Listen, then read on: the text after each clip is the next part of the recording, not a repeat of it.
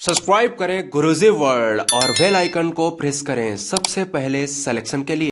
जय हिंद साथियों, आप सभी का स्वागत करता हूं आप सभी के अपने चैनल गुरुजी वर्ल्ड में। साथियों, सामान्य ज्ञान की आज इस क्लास में सामान्य ज्ञान के ऑल टॉपिक्स को देखेंगे, यानी कि ऑल टॉपिक्स के ऑल इंपॉर्टेंट क्वेश्चन साथियों डिस्कस करेंगे आज के इस क्लास में। तो क्लास आपकी शुरू हो चुकी है। प्रश्न आपकी स्क्रीन पर आ चुका है। पहला प्रश्न आपकी स्क्रीन पर है कि निम्नलिखित में से कौन दिल्ली के लोधी राजवंश का अंतिम शासक था। तो लोधी वंश का साथियों अंतिम शासक पूछा जा रहा है आपसे, तो इब्राहिम लोदी था। ये आपको ध्यान रखना है, इसलिए आंसर आपका जो जाएगा वो ऑप्शन नंबर ए के साथ जाएगा। अगर बात करें साथियों यहाँ पर हम लोग जो बाबर ने जो पानीपत का युद्ध लड़ा था, कब हुआ था? 1526 में। इसमें साथियों बाबर ने इब्राहिम लोदी को हरा दिया था। ठीक है, तो आंसर की अगर बात करते हैं तो ऑप्शन नंबर ए आपका राइट आंसर है।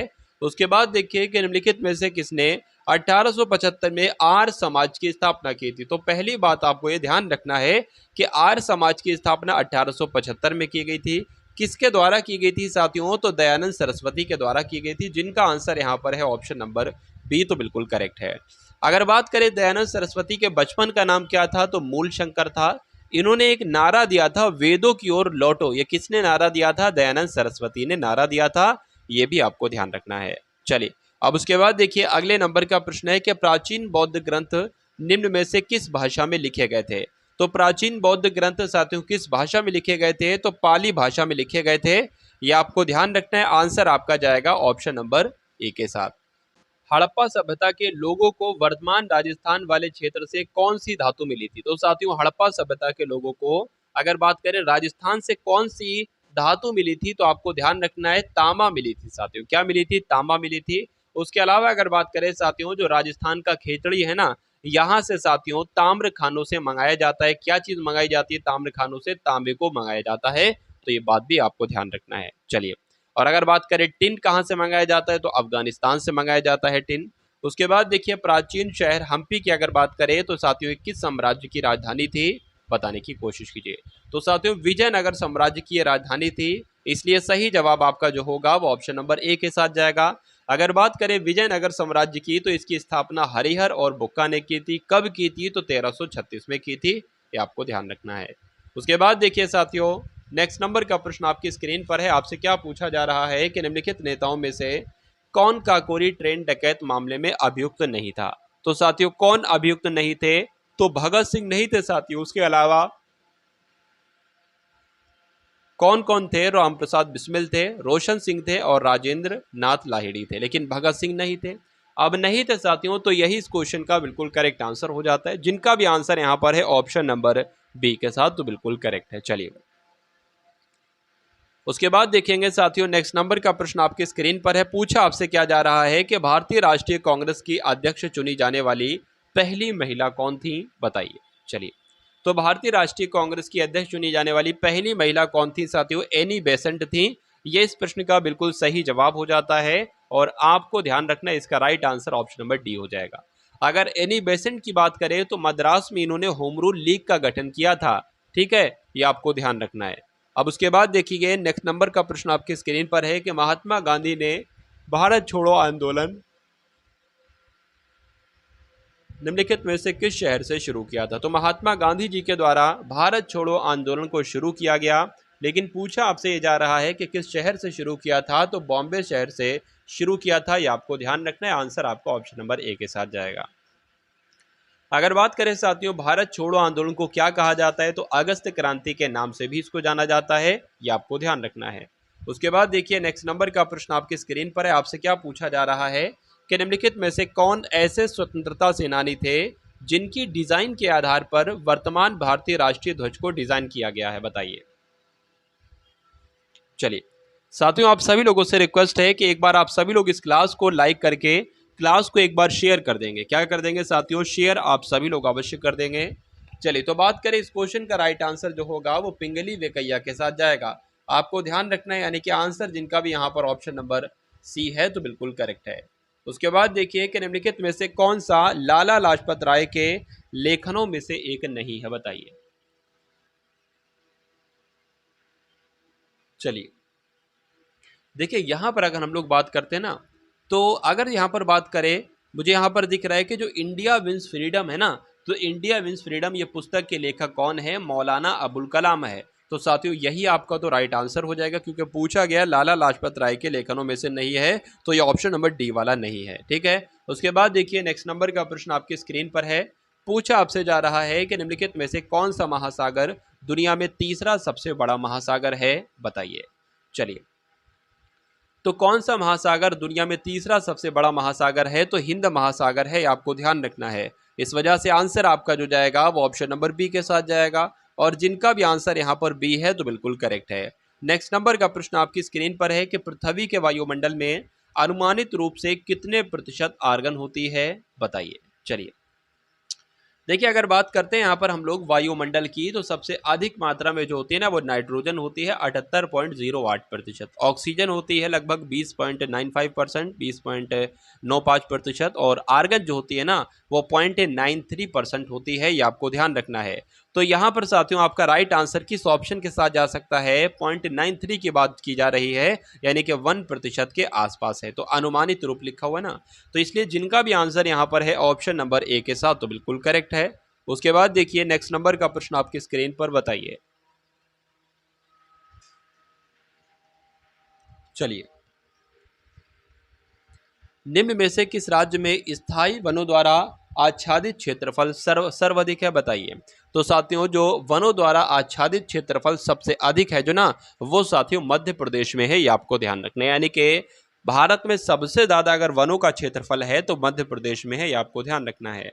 ठीक है साथियों, वनों का क्षेत्रफल सबसे ज्यादा मध्य प्रदेश में है, लेकिन वनों का प्रतिशत जो सबसे ज्यादा है ना वो मिजोरम में है। ये दो बातें आपको ध्यान रखना है।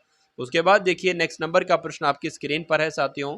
क्या आपसे पूछा जा रहा है? आपसे पूछा जा रहा है कि किस प्रकार की मिट्टी में गर्म मौसम के दौरान गहरी दरारें पैदा हो जाती हैं? तो वो साथियों किस मिट्टी की बात चल रही है? बताने की कोशिश कीजिए, बताइए। तो अगर बात करते हैं यहाँ पर काली मिट्टी की, तो काली मिट्टी में गर्म मौसम के दौरान गहरी दरारें पैदा हो जाती हैं, इसलिए जिनका आंसर यहाँ पर ऑप्शन नंबर ए है तो बिल्कुल करेक्ट है। ठीक है साथियों, चलिए उसके बाद देखिए अगले नंबर का प्रश्न आपकी स्क्रीन पर। पूछा आपसे जा रहा है कि भारत में बैंकिंग क्षेत्र के संदर्भ में आरटीजीएस में जी किस शब्द का घोतक है? बताइए। देखिए आरटीजीएस की फुल फॉर्म आपको मालूम होना चाहिए। फुल फॉर्म इसकी होती है रियल टाइम ग्रॉस सेटलमेंट। तो यहाँ पर पूछा जा रहा है जी की फुल फॉर्म क्या होगी, तो ग्रॉस हो जाएगी, इसलिए आंसर आपका किस ऑप्शन के साथ जाएगा? तो ऑप्शन नंबर ए के साथ जाएगा। चलिए साथियों, अब उसके बाद देखिए साथियों नेक्स्ट नंबर का प्रश्न है कि an easy on the principle of population 1798 नामक अपनी पुस्तक में जनसंख्या वृद्धि के सिद्धांत देने का श्रेय निम्नलिखित में से किसे दिया जाता है? तो साथियों किसे दिया जाता है? थॉमस रॉबर्ट माल्थस को दिया जाता है। ये पुस्तक का नाम और इनका नाम आपको ध्यान रखना है, परीक्षा में आपसे साथियों पूछा जाएगा। निम्नलिखित में से कौन सा एक उपभोक्ता अधिकार है? तो बताने की कोशिश कीजिए साथियों, कौन सा एक उपभोक्ता अधिकार है? क्या होगा इसका राइट आंसर? बताइए भाई। चलिए, तो साथियों संवैधानिक उपचार का अधिकार तो नहीं, कहीं भी आने जाने और बसने का अधिकार नहीं, वस्तु निर्माण का अधिकार नहीं, हर जाने की अपेक्षा का अधिकार, ये साथियों एक उपभोक्ता का अधिकार है, इसलिए सही आपका जो उत्तर होगा वो ऑप्शन नंबर डी के साथ जाएगा। उसके बाद देखिए नेक्स्ट नंबर का प्रश्न आपकी स्क्रीन पर है साथियों। पूछा आपसे जा रहा है कि भारत सरकार का कौन सा विभाग न्यूनतम समर्थन मूल्यों की घोषणा करता है? तो साथियों कौन सा विभाग न्यूनतम समर्थन मूल्यों की घोषणा करता है? तो आपको ध्यान रखना है कृषि और सहकारिता विभाग साथियों ये न्यूनतम समर्थन मूल्यों की घोषणा करता है, इसलिए सही जवाब आपका जो होगा वो ऑप्शन नंबर ए के साथ जाएगा। अब उसके बाद देखिए अगले नंबर का प्रश्न है कि भारतीय संविधान को हाथों से लिखने वाला व्यक्ति कौन था? बताइए। यानी कि भारतीय संविधान को जिसने हाथों से लिखा था उनका नाम आपसे यहाँ पर पूछा जा रहा है, तो बताने की कोशिश करेंगे। तो बड़े ही प्रेम से इन्होंने लिखा था, इसलिए नाम इनका क्या है साथियों? प्रेम बिहारी नारायण रायजादा है। ये कई बार क्वेश्चन आ चुका है, अगर प्रेम नाम आप लोग ध्यान रखेंगे तो ऑप्शन में साथियों प्रेम नाम अवश्य आएगा। तो आंसर यहाँ पर जिनका भी है ऑप्शन नंबर ए तो बिल्कुल करेक्ट है। उसके बाद देखिए अगले नंबर का प्रश्न है कि भारतीय संविधान का कौन सा अनुच्छेद राज्यों में राज्यपाल का प्रावधान करता है? बताइए। चलिए, तो संविधान का कौन सा अनुच्छेद 153 अनुच्छेद की अगर बात करते हैं तो आपको ध्यान रखना है राज्यों में राज्यपाल का प्रावधान करता है। अगर बात करें राज्य की जो कार्यपालिका होती है इसका प्रमुख कौन होता है? तो राज्यपाल ही होते हैं। राज्यपाल की नियुक्ति कौन करते हैं, तो राष्ट्रपति करते हैं, ये भी आपको ध्यान रखना है साथियों। और अगर बात करें कि संविधान में क्या राज्यपाल को उसके पद से हटाने के लिए कोई प्रक्रिया का उल्लेख किया गया है, तो किसी भी प्रक्रिया का उल्लेख नहीं किया गया है। ठीक है, भारत की पहली महिला ऐसी बताइए साथियों, जो भारत की पहली ऐसी महिला बताइए जो राज्यपाल बनी, और वो सबसे पहले कहाँ की कोई महिला राज्यपाल बनी, तो उत्तर प्रदेश की। उनका नाम क्या है, तो सरोजनी नायडू उनका नाम है। ये 2 से 4 पॉइंट आप लोग ध्यान रखेंगे। उसके बाद देखिए अगले नंबर का प्रश्न है कि भारत के संविधान का कौन सा भाग वित्त, संपत्ति, अनुबंध और मुकदमे से संबंधित है, तो कौन सा भाग है साथियों, तो भाग 12 है, ये आपको ध्यान रखना है। इसलिए सही जवाब आपका जो होगा वो ऑप्शन नंबर डी के साथ जाएगा। उसके बाद देखिए नेक्स्ट नंबर का प्रश्न आपकी स्क्रीन पर है। क्या आपसे पूछा जा रहा है कि भारतीय संविधान के किस अनुच्छेद में यह कहा गया है कि भारत का एक राष्ट्रपति होगा, बताइए। चलिए, तो बात करें साथियों, अगर हम लोग यहाँ पर अनुच्छेद नंबर 52 की जब हम बात करते हैं, तो इसमें भारत का राष्ट्रपति होगा, ऐसी बात कही गई है, ये आपको ध्यान रखना है। अगर बात करें जो संघ की कार्यपालिका होती है, इसका प्रधान कौन होता है, तो साथियों राष्ट्रपति ही होते हैं, यानी कि शक्तियां जो निहित होती है ना, वो राष्ट्रपति में ही निहित होती है, ये बात आपको ध्यान रखना है। चलिए, अब उसके बाद देखेंगे नेक्स्ट नंबर का प्रश्न है कि किसी राज्य के राज्यपाल के रूप में नियुक्ति के लिए भारत के संविधान द्वारा निर्धारित न्यूनतम आयु साथियों कितनी होती है, यानी कि देखिए राज्यपाल बनने के लिए न्यूनतम आयु कितनी होती है, तो 35 वर्ष होती है, ये बात मैं आपको कई बार बता चुका हूँ। ठीक है, और प्रधानमंत्री के लिए 25 वर्ष होती है। राष्ट्रपति बनने के लिए कितनी होती है, एक बार कमेंट सेक्शन में आप लोग अवश्य बताएंगे। ठीक है साथियों, चलिए देखिए, अभी मैंने आपको ये बताया था, राज्यपाल का जिक्र आया था, तो मैंने आपको बताया था कि राज्यपाल की नियुक्ति कौन करते हैं, तो राष्ट्रपति के द्वारा की जाती है, ये आपको ध्यान रखना है। चलिए, अब उसके बाद देखिए अगले नंबर का प्रश्न है साथियों, आपकी स्क्रीन पर पूछा आपसे जा रहा है कि भारत के कितने राज्य और केंद्र शासित प्रदेश उत्तर प्रदेश के सीमावर्ती हैं, बताइए। चलिए, देखिए अगर केंद्र शासित प्रदेश और उत्तर प्रदेश के राज्य की उत्तर प्रदेश के साथियों, ठीक है, भारत के राज्य की अगर बात करें और केंद्र शासित प्रदेश की बात करें, तो कुल मिला के साथियों ऐसे कितने हैं, 9 हैं ऐसे जो उत्तर प्रदेश के सीमावर्ती हैं। नाम की अगर बात करें साथियों, तो आपको ध्यान रखना है, उत्तराखंड हो गया, हिमाचल प्रदेश हो गया, हरियाणा हो गया, राजस्थान हो गया, मध्य प्रदेश हो गया, छत्तीसगढ़ हो गया, झारखंड हो गया, बिहार हो गया साथियों, और उसके अलावा दिल्ली हो गया। तो ये 9 आपका राइट आंसर हो जाएगा, जिनका भी आंसर यहाँ पर है ऑप्शन नंबर सी के साथ, तो बिल्कुल करेक्ट है भाई, बहुत बढ़िया, वेरी गुड क्लास। अब उसके बाद देखिए प्रति इकाई समय में किसी वस्तु के वेग में परिवर्तन की दर को क्या कहा जाता है, बताइए। चलिए, तो क्या कहा जाता है साथियों, त्वरण कहा जाता है, आपको ध्यान रखना है। त्वरण बराबर क्या होता है, वेग परिवर्तन अपॉन समय होता है, ये भी आपसे पूछा जा सकता है। त्वरण का एसआई मात्रक क्या होता है, तो मीटर बटे सेकंड स्क्वायर होता है। ठीक है, अगर पूछा जाए साथियों चाल की अगर बात करें ना, तो चाल एक अदिश राशि है, चाल एक अदिश राशि है, और चाल का एसआई मात्रक जो होता है वो मीटर बटे सेकंड होता है। वेग क्या है, वेग भी साथियों एक अदिश राशि है, तो इतना आपको ध्यान रखना है। उसके बाद देखिए नेक्स्ट नंबर का प्रश्न आपकी स्क्रीन पर है, आपसे पूछा जा रहा है कि लेंस की क्षमता के एसआई मात्रक को निम्न में से किस अक्षर के द्वारा निरूपित किया जाता है, बताइए। चलिए, तो किसके द्वारा किया जाता है, तो डी के द्वारा किया जाता है साथियों निरूपित, इसलिए आंसर आपका ऑप्शन नंबर बी के साथ जाएगा। उसके बाद देखिए नेक्स्ट नंबर का प्रश्न आपकी स्क्रीन पर है, आपसे क्या पूछा जा रहा है कि प्रत्येक पानी के अणु में कितने हाइड्रोजन परमाणु और एक ऑक्सीजन परमाणु होते हैं, बताइए। तो प्रत्येक पानी के अणु में 2 हाइड्रोजन और 1 ऑक्सीजन परमाणु होते हैं, इसलिए आंसर की अगर बात करें तो आंसर आपका ऑप्शन नंबर डी के साथ जाएगा, और जिनका भी आंसर यहाँ पर डी है तो बिल्कुल करेक्ट है। अब उसके बाद देखिए अगले नंबर का प्रश्न है कि मिश्र धातु कॉपर और टिन का मिश्रण है, बताइए। यानी कि कॉपर और टिन का मिश्रण आपसे पूछा जा रहा है, तो बताने की कोशिश कीजिए। चलिए, जो मेटल होती है ना साथियों, मेटल, ठीक है, मेटल जो होती है बेल मेटल, ये आपकी कॉपर और टिन का मिश्रण होती है, ये आपको ध्यान रखना है। चलिए, उसके बाद देखिए नेक्स्ट नंबर का प्रश्न आपकी स्क्रीन पर है, आपसे पूछा क्या जा रहा है साथियों, पूछा आपसे जा रहा है कि इनमें से कौन सी एक जल जनित बीमारी है। तो जल जनित बीमारी साथियों कौन सी है, बताने की कोशिश करेंगे आप सभी लोग, इसका राइट आंसर क्या होगा। देखिए हैजा जो होती है ना, ये जल जनित बीमारी होती है, इसलिए जिनका भी आंसर यहाँ पर ऑप्शन नंबर सी है तो बिल्कुल करेक्ट है। चलिए भाई, उसके बाद देखिए नेक्स्ट नंबर का प्रश्न आपकी स्क्रीन पर है, आपसे क्या पूछा जा रहा है कि पर्यावरण के अनुकूल जीवन शैली के बारे में जागरूकता फैलाने के लिए केंद्रीय पर्यावरण मंत्री द्वारा शुरू किए गए शुभंकर का नाम साथियों क्या है, बताइए भाई। चलिए, तो क्या नाम है बताने की कोशिश करेंगे। साथियों आप सभी लोगों ने अगर इस क्लास को लाइक ना किया हो तो एक बार क्लास को लाइक कर देंगे। अगर क्लास को साथियों शेयर ना किया हो तो एक बार आप सभी लोग इस क्लास को शेयर भी अवश्य कर देंगे। और साथियों अगर चैनल पर आप लोग नए हैं और चैनल को ना सब्सक्राइब किया हो तो चैनल भी आप लोग सब्सक्राइब कर लेंगे। बात करें इस क्वेश्चन के राइट आंसर की तो प्रकृति इसका राइट आंसर हो जाएगा, प्रकृति। चलिए, उसके बाद देखिए, चर्चा में रहा चटगांव बंदरगाह किस देश में स्थित है, बताने की कोशिश कीजिए, बताइए। चलिए, तो आंसर की अगर बात करें, आंसर आपका बांग्लादेश के साथ जाएगा। और जिनका भी आंसर यहां पर ऑप्शन नंबर ए है तो बिल्कुल करेक्ट है। उसके बाद देखिए साथियों, प्रधानमंत्री नरेंद्र मोदी के सलाहकार के रूप में किसे नियुक्त किया गया है, ये आपसे पूछा जा रहा है तो बताने की कोशिश कीजिए। तो तरुण कपूर को नियुक्त किया गया है, इसलिए सही जवाब आपका जो जाएगा वो ऑप्शन नंबर सी के साथ जाएगा। प्रतिवर्ष विश्व प्रेस स्वतंत्रता दिवस साथियों कब मनाया जाता है, बताने की कोशिश कीजिए, बताइए भाई।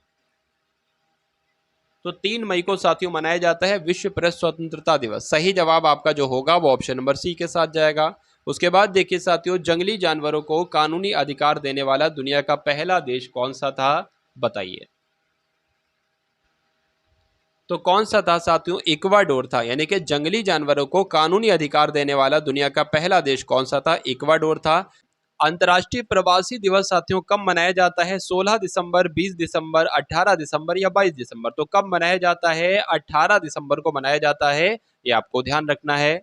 उसके बाद देखिए साथियों कि इसरो द्वारा चंद्रयान 3 को कब प्रक्षेपित करने का लक्ष्य रखा गया था। तो साथियों 2023 में इसको प्रक्षेपित करने का लक्ष्य रखा गया था। आंसर आपका ऑप्शन नंबर बी के साथ। उसके बाद देखिए नेक्स्ट नंबर का प्रश्न है कि हीराकुंड बांध किस नदी पर स्थित है।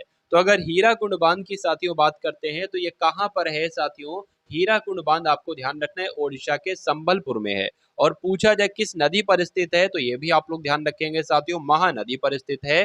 तो जिनका आंसर यहाँ पर है ऑप्शन नंबर सी के साथ तो बिल्कुल करेक्ट है भाई, बहुत बढ़िया, वेरी गुड क्लास। चलिए, उसके बाद देखिए अगले नंबर का प्रश्न है कि सौर सेल का निर्माण करने के लिए किस तत्व का उपयोग किया जाता है। तो सौर सेल का निर्माण करने के लिए सिलिकॉन तत्व का इस्तेमाल किया जाता है, इसलिए सही जवाब आपका जो होगा वो ऑप्शन नंबर बी के साथ जाएगा। ठीक है, ये बात आपको ध्यान रखना है। उसके बाद देखिए नेक्स्ट नंबर का प्रश्न है कि लोसर उत्सव किस जनजाति के द्वारा मनाया जाता है, बताने की कोशिश कीजिए, बताइए भाई। चलिए, तो लोसर उत्सव साथियों जो मनाया जाता है ना, ये किस जनजाति के द्वारा, तो मोनपा जनजाति के द्वारा मनाया जाता है। आंसर आपका ऑप्शन नंबर डी के साथ जाएगा। लोसर उत्सव की बात करें तो साथियों भारत में मनाया जाता है, भूटान में, तिब्बत में और नेपाल में भी मनाया जाता है।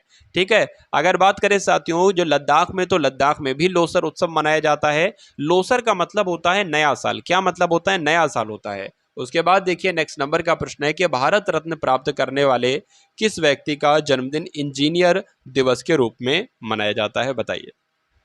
चलिए, तो आपको ध्यान रखना है विश्वरैया, क्या इनका पूरा नाम साथियों क्या है, एम विश्वरैया। इनको कहते हैं एम विश्वरैया के जन्मदिन पर इंजीनियर दिवस के रूप में मनाया जाता है।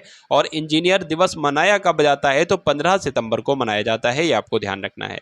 ठीक है साथियों, चलिए अगर बात करें साथियों तो एम विश्वरैया ने एक पुस्तक लिखी, तो उस पुस्तक का नाम क्या है, तो भारत के लिए नियोजित अर्थव्यवस्था, ये पुस्तक लिखी थी, ये भी आपको ध्यान रखना। उसके अलावा राष्ट्रीय विज्ञान दिवस कब मनाया जाता है, तो 28 फरवरी को। और राष्ट्रीय गणित दिवस कब मनाया जाता है, तो 22 दिसंबर को। और उसके अलावा साथियों मैंने आपको बता ही दिया है कि इंजीनियर दिवस कब मनाया जाता है, तो ये भी आपको ध्यान रखना है 15 सितंबर को। उसके बाद देखिए नेक्स्ट नंबर का प्रश्न आपकी स्क्रीन पर है कि निम्न में से कौन सा नृत्य मध्य प्रदेश की एक नृत्य शैली है, बताइए। देखिए मध्य प्रदेश की एक नृत्य शैली है, तो माचा नृत्य जो है ना साथियों, माचा नृत्य ये मध्य प्रदेश की एक नृत्य शैली है, इसलिए सही जवाब आपका जो होगा वो ऑप्शन नंबर सी के साथ जाएगा। और जिनका भी आंसर यहाँ पर सी है तो बिल्कुल करेक्ट है। अगर बात करें लोजिम नृत्य जो है ना, ये महाराष्ट्र से संबंधित है। उसके अलावा साथियों ओटम मुथल ये साथियों केरल से संबंधित है। और चेराव नृत्य जो है ना, ये राजस्थान से संबंधित है। तो इतने पॉइंट भी आपको ध्यान रखना है। उसके बाद देखिए नेक्स्ट नंबर का प्रश्न है कि निम्नलिखित में से कौन सा नेपाल की सबसे लंबी नदी है। तो नेपाल की सबसे लंबी नदी मैं आपको शायद 2 से 3 दिन पहले मैंने आपको करवाया था, तो आपको ध्यान रखना है जो कर्णाली है ना, कर्णाली नदी, ये नेपाल की सबसे लंबी नदी है। नेपाल की सबसे लंबी नदी कर्णाली नदी। पूछा जाए इसकी लंबाई कितनी है, तो आपको ध्यान रखना है 507 किलोमीटर इसकी लंबाई है, ये आप लोग ध्यान रखेंगे। अगर पूछा जाए नेपाल की सबसे लंबी झील कौन सी है, तो टाटा ताल जो है ये सबसे लंबी झील है। ठीक है साथियों, चलिए अब उसके बाद देखिए नेक्स्ट नंबर का प्रश्न है कि किरण देसाई ने निम्नलिखित में से कौन सी पुस्तक लिखी है, बताइए। तो कौन सी पुस्तक लिखी है, आपको ध्यान रखना है द इनहेरिटेंस ऑफ लॉस नामक पुस्तक लिखी है। इसलिए आंसर आपका जो जाएगा वो ऑप्शन नंबर बी के साथ जाएगा, और जिनका आंसर यहाँ पर बी है तो बिल्कुल करेक्ट है। चलिए नेक्स्ट नंबर का प्रश्न आपकी स्क्रीन पर है। क्या आपसे पूछा जा रहा है संविधान सभा की पहली बैठक कब हुई थी साथियों, बताइए। तो संविधान सभा की जो पहली बैठक हुई थी ना, वो साथियों दिसंबर 1940 में हुई थी संविधान सभा की पहली बैठक। और पहली बैठक में कितने सदस्यों ने भाग लिया था, तो 207 सदस्यों ने भाग लिया था, ये भी आप लोग साथियों ध्यान रखेंगे। ठीक है, और जो संविधान सभा की पहली बैठक थी ना 1940 में, इसकी अध्यक्षता किसने की थी, तो डॉक्टर सच्चिदानंद सिन्हा ने की थी, ये आपको ध्यान रखना है। नेक्स्ट नंबर का प्रश्न आपकी स्क्रीन पर कि निम्नलिखित में से किस राज्य में विधान परिषद है, बताइए। देखिए चलिए देखिए बात करें यहाँ पर कुछ हमको मालूम होना हो, उत्तर प्रदेश में विधान परिषद है, यह आपको ध्यान रखना है। इसलिए सही जवाब आपका जो जाएगा वो ऑप्शन नंबर सी के साथ जाएगा, और जिनका आंसर यहाँ पर ऑप्शन नंबर सी है तो बिल्कुल करेक्ट है। अब उसके बाद देखिए नेक्स्ट नंबर का प्रश्न है, और आज की क्लास का अंतिम प्रश्न आपकी स्क्रीन पर है कि निम्नलिखित में से किस केंद्र शासित प्रदेश का राज्यसभा में प्रतिनिधित्व है, बताइए। चलिए अगर बात करें साथियों यहाँ पर पुदुचेरी का क्या केंद्र शासित प्रदेश है, ये एक बिल्कुल है, तो इसका राज्यसभा में प्रतिनिधित्व है तो बिल्कुल है, ये आपको ध्यान रखना है। इसलिए सही जवाब आपका जो जाएगा वो ऑप्शन नंबर बी के साथ जाएगा, और जिनका भी आंसर यहाँ पर है ऑप्शन नंबर बी के साथ तो बिल्कुल करेक्ट है भाई, बहुत बढ़िया, वेरी गुड क्लास। तो ये साथियों 50 अति महत्वपूर्ण प्रश्न आपने देखे। उम्मीद करता हूँ क्लास आपको पसंद आई होगी। अगर पसंद आई है तो क्लास को एक बार लाइक करके क्लास को शेयर कीजिएगा। मिलते हैं हम सभी लोग आने वाली वीडियो में। जय हिंद साथियों।